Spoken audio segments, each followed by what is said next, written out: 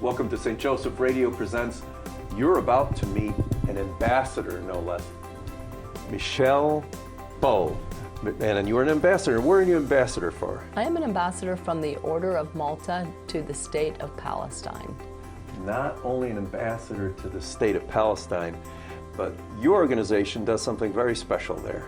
We run an infant and maternity Catholic teaching hospital in the heart of Bethlehem, just 1,500 feet from where the Christ child was born.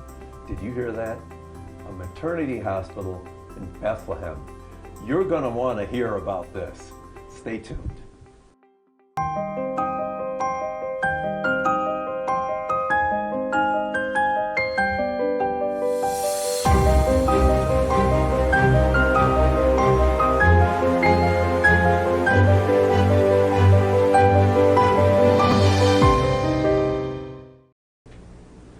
And we're back at St. Joseph Radio Presents. Again, I'm Peter Karutz. Welcome, Ambassador Bowe. Thank you so much for having me here. I'm delighted to have the chance to talk with you about things going on in the Holy Land and at Holy Family Hospital. We're delighted to have you here in St. Louis. You know they call it the Rome of the West, so we're very Catholic here, but you're in the Holy Land. I think it's even more Catholic there, huh? Well, I think the land here feels pretty holy. I've seen so many Catholic schools and so many parishes, and I know it's a metropolitan and the gateway to the West, and I'm just so happy to be in a place here with you talking about Catholic things. Catholic things. So two things, if we could. Tell our viewers a little bit about what the Order of Malta is. Frankly, I was not completely understanding what it is. Well, and then you're an ambassador, so that'll all make sense once we talk about the Order of Malta. Absolutely. Well, it's all tied together. The Order of Malta is the world's oldest charity, and it's a Catholic lay religious order. And we exist to sanctify ourselves as members, that's the religious part, and to serve the sick and the poor, our lords, the sick and the poor. And the order was started in Jerusalem 900 years ago at a hospital that was built by the serving brothers to serve the sick and the poor 900 years ago, serving Muslims, Christians, and Jews in the Holy Land. So you only take care of children of God, which is everybody. Absolutely. Right. And on one side of the street we had 1,000 beds for men, and on the other side 1,000 beds for women. Wow. Well, you know, when you want to know where hospitals came from, here's the answer. The Catholic Church started hospitals and universities and other things. And we were called the Hospitalers. Oh, is that right? Indeed. And that's where we got our start. That's great. But you are also making good use of your position. So as I understand, Malta is a sovereign state. The Order of Malta is a sovereign state. We have a government. We are neutral. And we have diplomatic exchanges with 110 countries.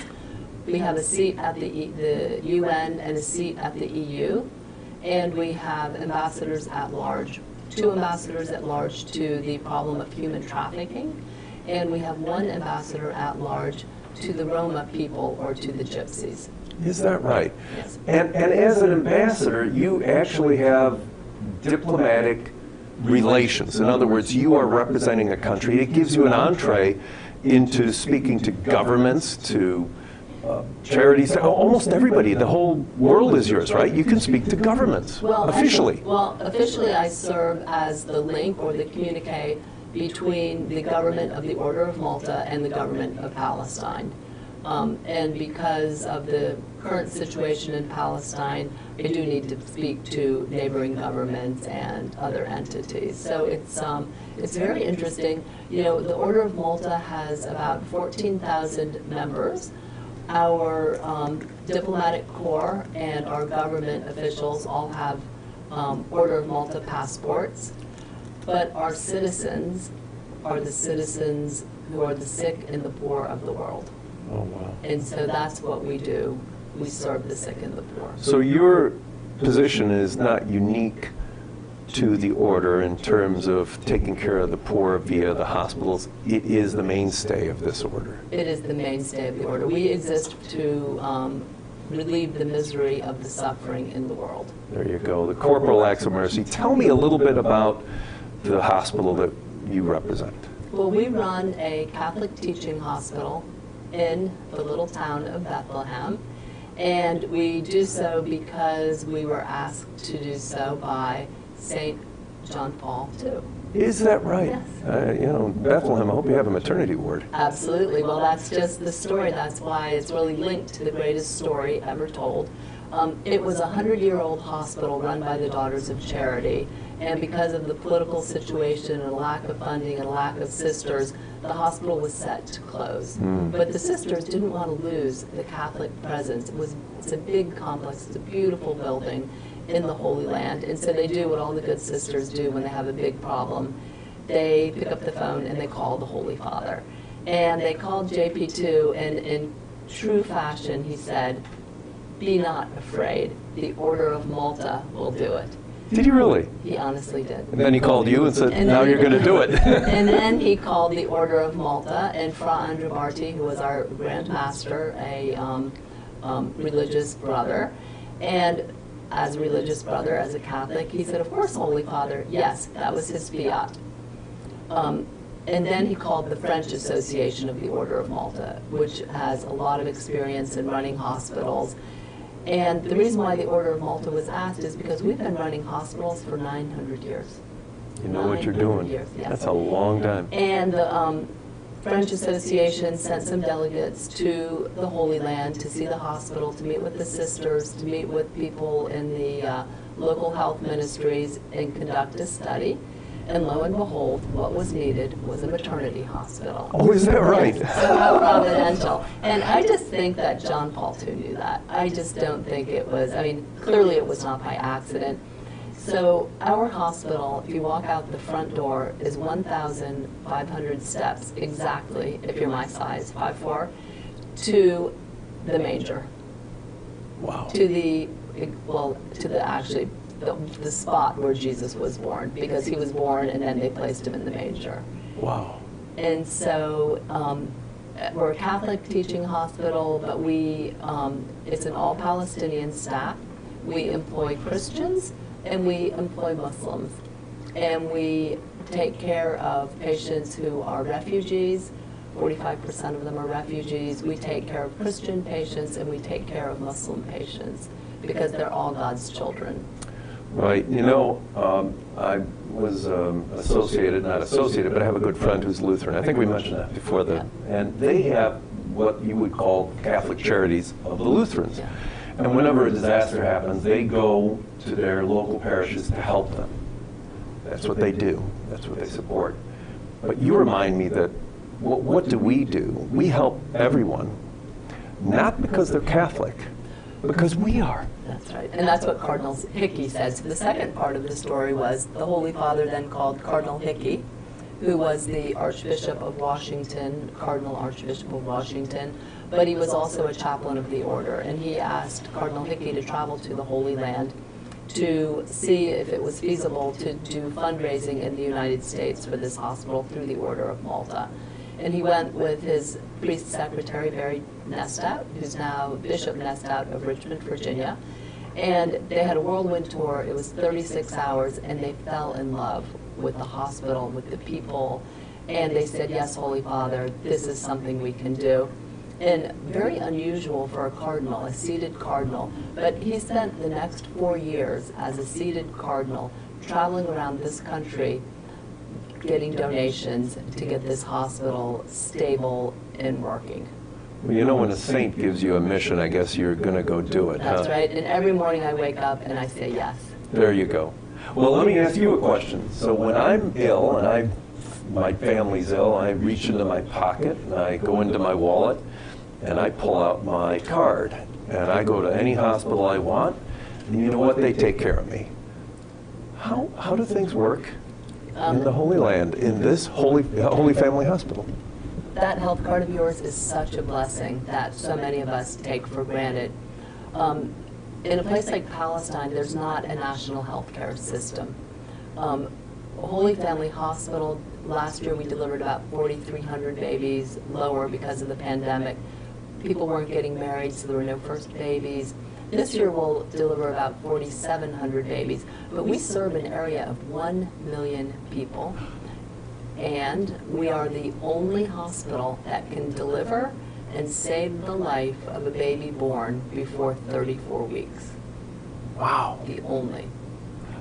We deliver 70% of the babies in the region, and we have every service subsidized by at least 50%. Bethlehem is behind a wall. It's poor. With the pandemic, it's gotten poorer by the day. Bethlehem is dependent on pilgrimages, and the pilgrimages stopped on about March 7th, 2020.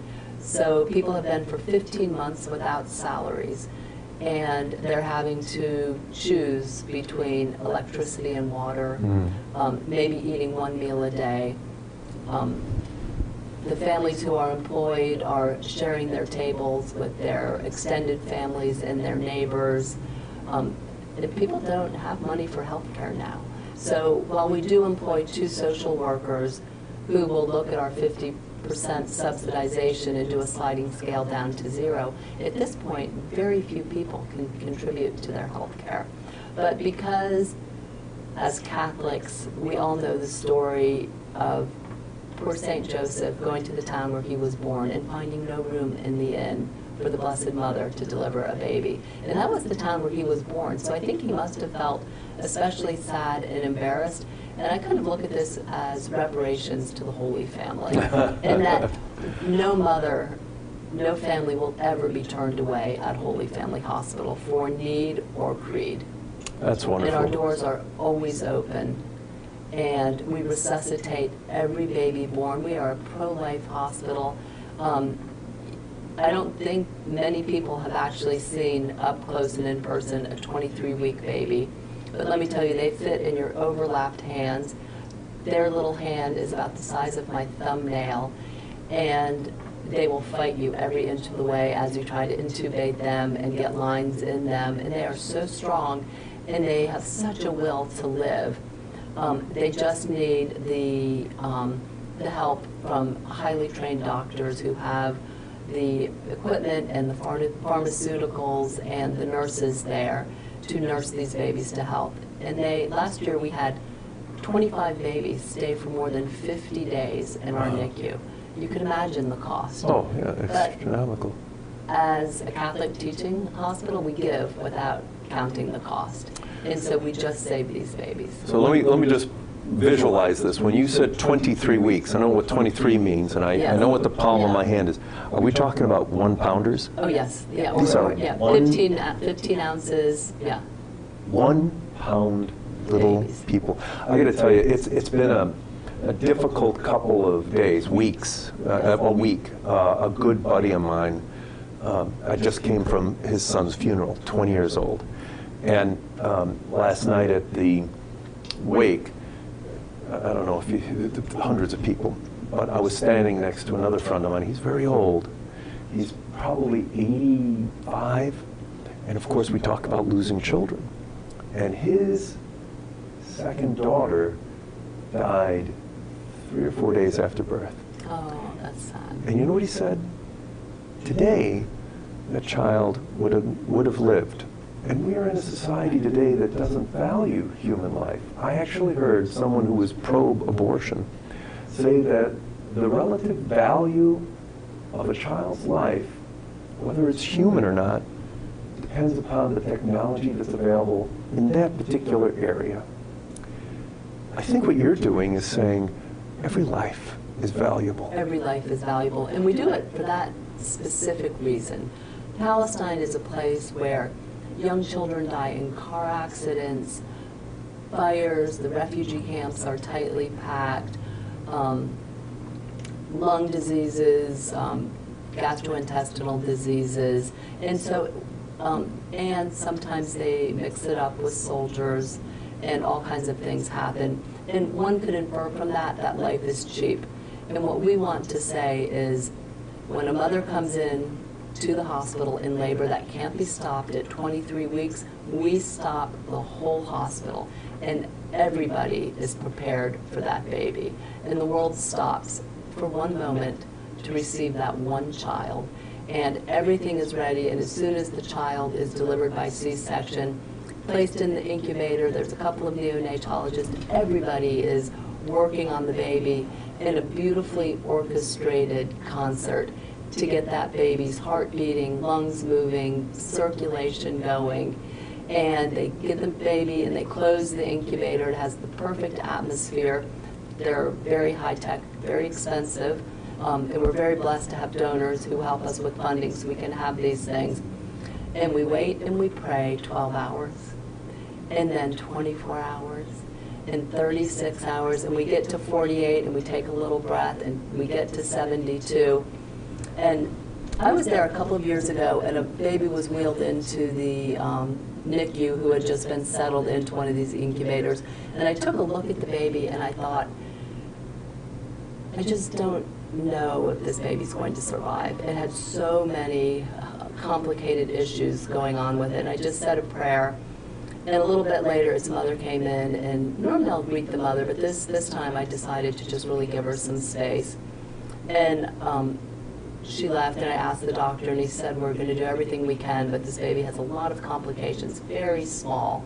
But we're going to wait 12, 24, and 72. And after 72 hours, I went back to the United States, and I came back about 7 weeks later expecting to have heard the news. And so I walk into the NICU, and I looked around, and the baby definitely wasn't there. And so I asked Dr. George, tell me about this baby. And he said, oh, he went home. Isn't that great? And I said, did he go home to the Lord, or did he go home? You know, are you trying to just spare my feelings? Yeah. And he said, the baby went home to his family. Isn't that great? Yes. And so it was really, and Dr. George said, God is the author of life. And every day here at Holy Family Hospital, I see miracles, everyday miracles. And as a doctor, I can follow the protocols, and I can root harder for some babies, and other babies, I follow all the protocols, and of course, they root for every child, but some you just get a little attached to. And he said, sometimes the ones that you really think aren't going to make it do, and sometimes a baby that looks like they're really turning the corner all of a sudden decompensates. And he said, God is the author of life. And I just thought, you know, that's so much wisdom in a man who every day deals with life and death. And last year we had 423 babies go through that NICU, you know, under his care, under his department. And our statistics are so good. They're comparable to Western Europe. They're better than a lot of states here in the United States. And I think that the most important reason is, yes, we have good training. Yes, we have good equipment. But what we really have is a statue of the Blessed Mother of the Miraculous Medal on the top of our chapel, who gazes straight into the NICU. There you go. And I think she just asked the Lord to take extra care of those babies, because it's Bethlehem, where Jesus was born, where her son was born. This is St. Joseph Radio Presents. I'm Peter Carruthers, your host, and we're with Ambassador Michele Bowe. And we're talking about the Order of Malta and Holy Family Hospital in Bethlehem. You know, one of the things I realized you didn't say, I'll mention in a moment, but I don't remember who said it, but I think it was Peter Kreeft. He said, when warring brothers make peace when the barbarians are at the gates. There's so much turmoil in the Middle East, but through talking about these babies, we never said whether they're Palestinian, whether they're Arab, whether they're Israeli. You have people working in this hospital who are of various religions, whether it be Catholic or Muslim, but they're all working for the children of God. Absolutely. It's an oasis of peace. It's a beacon of hope. And we offer hope at Holy Family Hospital through the birth of the baby. We all know there's nothing more hopeful and wonderful than a new baby.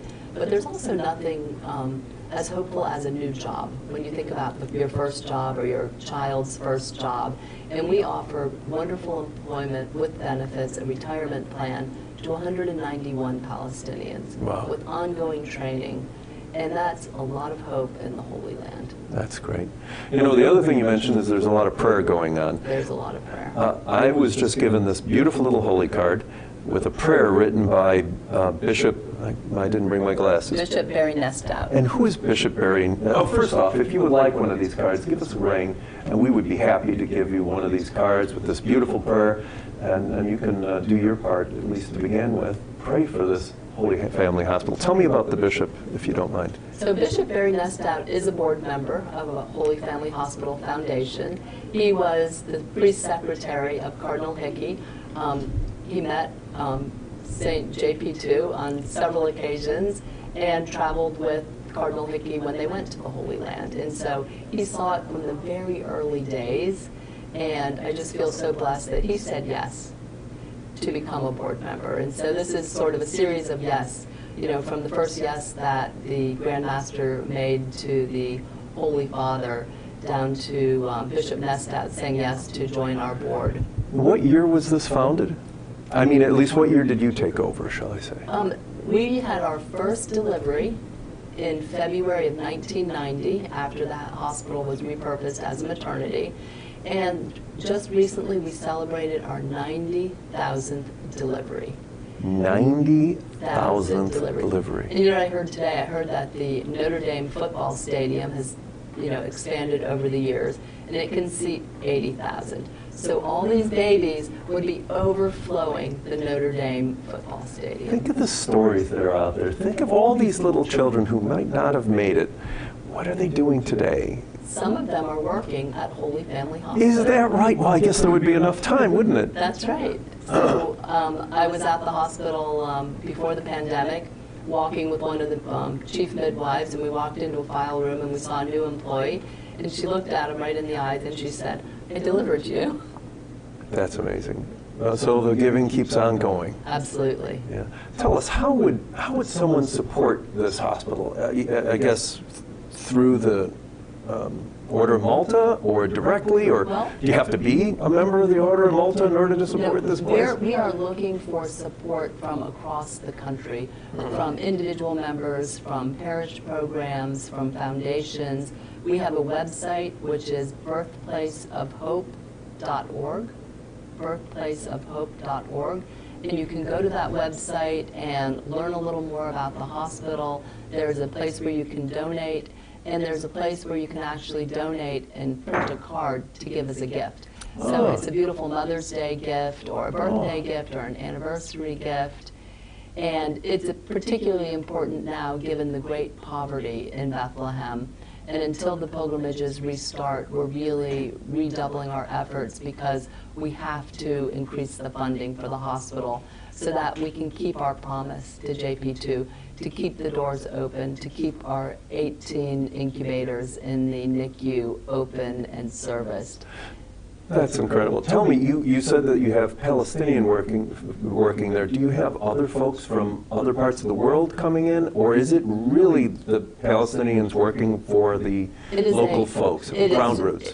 All of our employees are Palestinian. We do have an international medical committee with noted members of the order who are prominent in their field, professors of medicine, and they come in and do teaching days. But when they come and do the teaching days, we don't just limit it to our hospital. We invite the neighboring medical community to come. And so if we have a day where we're focusing on gestational diabetes, we'll invite anyone who's interested on that topic, and they will come and spend a day sort of listening to the state of the art on what's going on with that particular issue. Or if it's about sonography, we'll invite the community, because we just love to share. And one of our missions really is not just to provide medical care in good employment, but we are looking to help raise up the level of medical care across Palestine. As a teaching hospital, we have 11 residents in OBGYN and in pediatrics. And so when they finish their residency, they'll go on to other hospitals to work. And we want them to take this Catholic ethos with them. And we want for them to take with them also the courage to say, this baby can be saved. We just have to, have the right training and the right equipment. And most of all, it's the will and the courage to take the time. And sometimes you have to hand ventilate a baby all night long, and you share it with 2 people. And it's the hardest thing you've ever done. But in the end, you have a baby to give back to a family. And what's more hopeful than that? There you are. We have a Catholic audience here. You're a Catholic hospital. You're an ambassador, so I have a tough question or 2 for you. You ready? I'm ready. Okay. So as a maternity hospital, I imagine that the mothers are seeing the doctors certainly before the day that they're delivering. So there's care that goes along with this. Am I understanding that correctly? For the most part, yes, but not everybody comes for prenatal care, and that is one of the things that we're trying to change in society. We are trying to increase the levels of prenatal care. And of course, that's another expense. We are looking for grants to increase the prenatal care. See, there I go again. I had the card and I assumed, and that's the assumption that I had on prenatal care is not the commonplace in No, and partly it's the culture, but also it's the cost. It's the transportation cost. It's being away from the other children, and having to have an aunt or a sister look after them. And so we're really looking to change the culture, because healthier women have more dignity, and women with more dignity have stronger families, and stronger families make for a better society. And that's really what we're aiming for Bethlehem. That's wonderful. And so here's the tough question. A woman comes in and she's having a troubled pregnancy. As a Catholic hospital, are they going to recommend an abortion? Oh, never, never. We support life. We only practice Catholic medicine. And if a mother comes in with a baby who's incompatible with life, we will give her the sort of psychological and the social services that she needs, and she will deliver the baby. And Palestine is a very pro-life country. They love children. Right? They, if you go to a wedding, you see, a third as many children as you do adults.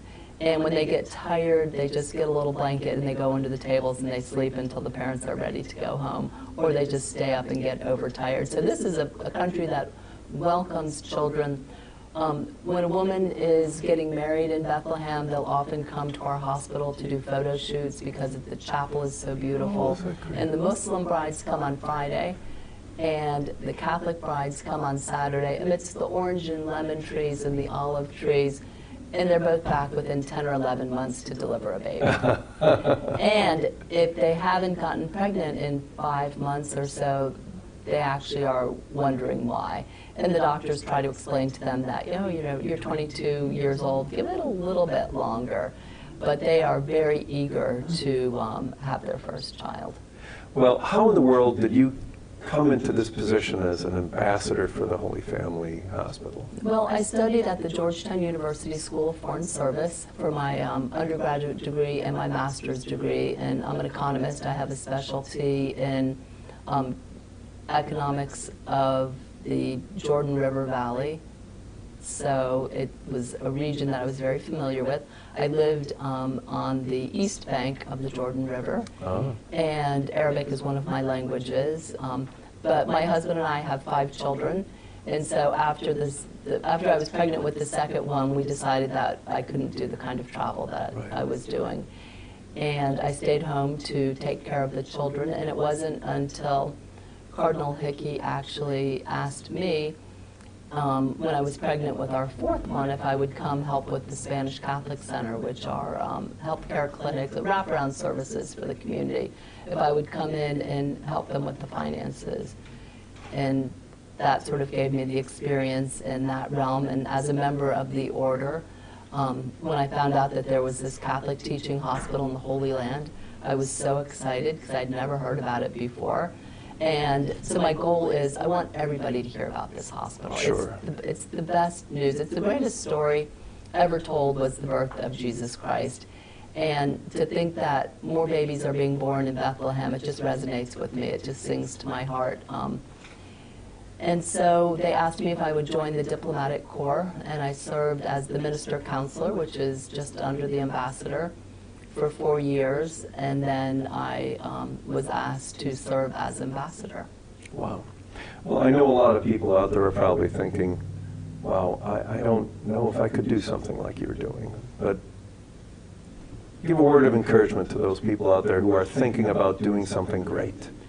I would say go for your heart. I mean, this called to me, and I just feel so at home in the Holy Land. I feel so welcomed, and I feel this mission is so very important. There's only 46,000 Christians left in the Holy Land, in Bethlehem, and there's, I guess, 10,000 in Ramallah, and between East Jerusalem and Bethlehem are the other 36,000. And this hospital, with its high-quality employment and good services, it helps keeps Christians in the Holy Land. And I worry a little bit about after this pandemic if we're not going to see a big emigration. And I think that, we read in the news sometimes that, the Christians are so few in the Holy Land, and they like to make people think perhaps it's because of the Muslims. But actually it's because of the economic situation, which is caused by the wall that encircles Bethlehem. So good employment, I'm hoping and I'm praying, will keep the Christians in Holy Land. And just give them hope, and it's the hope that matters. Pope Benedict, when he came to Washington to have Mass, and he opened up with, "Peace be with you," and it sounded like the most peaceful thing I'd ever heard. And then he said, throughout the Mass and throughout his stay there at the White House and wherever he was, those who have hope live differently.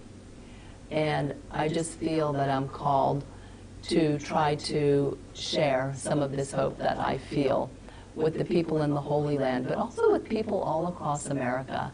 Because I know we've had a difficult year, and maybe some of us are feeling a little less hopeful, but to learn about the beautiful work that we're doing in the Holy Land is so inspirational. And I feel like I do people a favor when they go to our website and they make a donation, because that means they're part of that hope. And I think when people make a donation to Holy Family Hospital Foundation, it makes them feel like they've just contributed to hope, and it inspires them to feel hopeful themselves. And I just feel like it's like they're in this sphere of hope, building hope, and I hope they're becoming maybe like the shepherds who saw the Holy Family and then went and told everybody about it. That's great. And we all have just come through pandemic, so we know that we can do anything, go anywhere, see anybody at any particular moment in time. Please tell us the website again so they can go and see what's going on at this wonderful, wonderful place. It's birthplaceofhope.org. birthplaceofhope.org. So why don't you go there, take a look at it, and realize there's an awful lot of babies being taken care of in Bethlehem. Well, this has been St. Joseph Radio Presents. I'm your host, Peter Karutz, and you have just gotten to know a little bit about the Holy Land Hospital and Ambassador Michele Bowe. Thank you so much for being with us. It's my pleasure, and I hope you can come visit our hospital. I think you'll really be touched by the work that we do there and the babies that are born just 1,500 steps from the birthplace of Christ. Can't wait. You can come too. We'll see you next time.